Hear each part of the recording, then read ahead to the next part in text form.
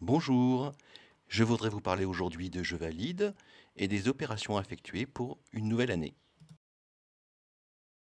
Une petite précision avant de commencer, la plupart des opérations, en fait celles qui sont liées à élèves ou à élèves mini, ne sont pas disponibles avec Je valide académique. Il faut trouver d'autres moyens pour faire une nouvelle année. Bien, commençons. Avant toute chose, il faut sauvegarder. Sauvegarder et encore sauvegarder. On ne sait jamais.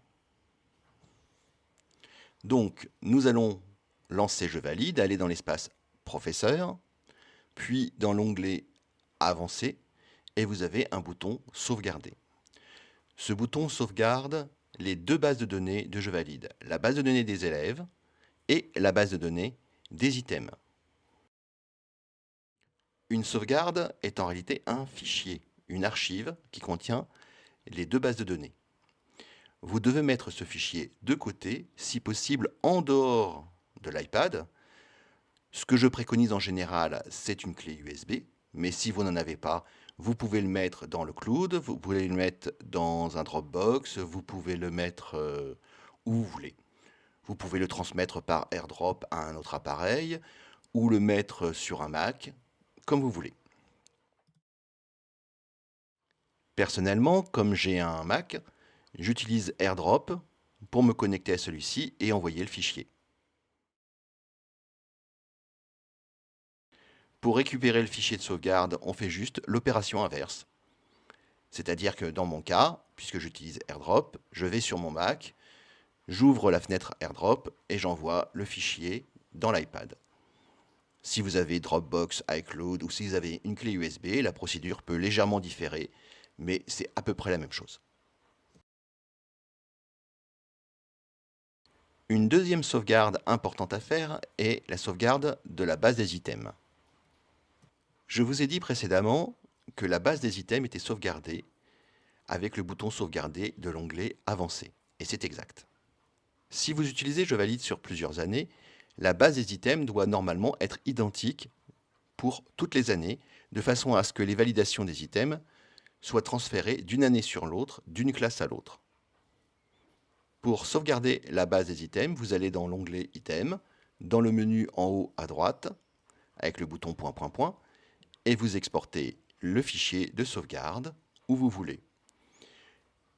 Contrairement au fichier des élèves qui peut être très gros et donc au fichier de sauvegarde global qui peut être très gros, le fichier de sauvegarde des bases d'items est généralement suffisamment petit pour l'envoyer par mail à votre collègue. Passons maintenant à l'application Élève ou Élève Mini pour transférer des élèves. La base de données des élèves a été sauvegardée dans Je valide avec l'onglet Avancé, le bouton Sauvegarder, mais vous pouvez sauvegarder la base de données des élèves toute seule à partir de Élève ou d'Élève Mini en allant dans l'interface base et en tapant sur le bouton Sauvegarder. Nous allons dans la suite de cette vidéo pas mal toucher à élèves et élèves mini, et c'est donc une bonne idée de faire une sauvegarde de la base des élèves actuels afin de pouvoir récupérer les élèves sans passer par Je valide et sans passer par la sauvegarde de Je valide. Une petite remarque sur le nom de la base de données.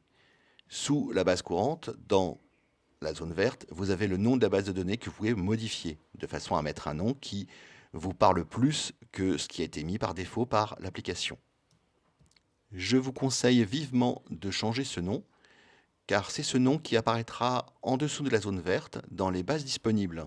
Et avec des noms compliqués, vous vous perdrez entre les bases de données. Pensez à mettre dans ce nom le nom de l'enseignant ou le nom de la classe, car si jamais vous récupérez des sauvegardes d'autres enseignants, de collègues, vous vous perdrez entre les bases de données si vous avez mis que 2020-2021. Passons à la nouvelle année. Si vous n'avez pas de collègue, que vous êtes le seul à utiliser Je valide, vous n'avez pas besoin de créer une nouvelle base de données, mais vous pouvez garder votre base de données. Dans ce cas-là, vous allez taper sur les élèves que vous allez supprimer, éditer la fiche de l'élève et utiliser la poubelle pour supprimer l'élève. Cependant, les élèves effacés ainsi ne sont pas effacés définitivement. Ils restent dans la base de données. Vous pouvez les récupérer en allant dans Base, Actions rares, Élèves effacés. Pour les effacer définitivement, vous devez retaper dessus et effacer définitivement, ce qui les enlève de la base de données. Attention cependant, cette opération n'est pas réversible. C'est pourquoi nous avons fait une sauvegarde de la base des élèves avant. Si jamais vous avez fait une erreur, vous pouvez toujours repartir à zéro en récupérant la base de données sauvegardée. Une fois tous les élèves dont vous n'avez plus besoin effacés, vous allez encore dans les actions rares pour faire un nettoyage de la base. Ce nettoyage permettra de réduire la taille de la base et donc des sauvegardes, et donc de la taille de la base en mémoire, ce qui améliorera les performances de l'application pour le reste de l'année. Deuxième possibilité pour changer d'année, changer de base de données des élèves. Pour cela, vous allez toujours dans Base, mais vous tapez le bouton plus en haut à droite. Cela va créer une nouvelle base de données vierge avec aucun élève. Cette procédure est préférable dans le sens où la base de données générée est toute propre. La première chose à faire est de renommer la base de façon à pouvoir la reconnaître, comme pour la base de l'année dernière, que vous pouvez voir dans les bases disponibles en dessous de la zone verte.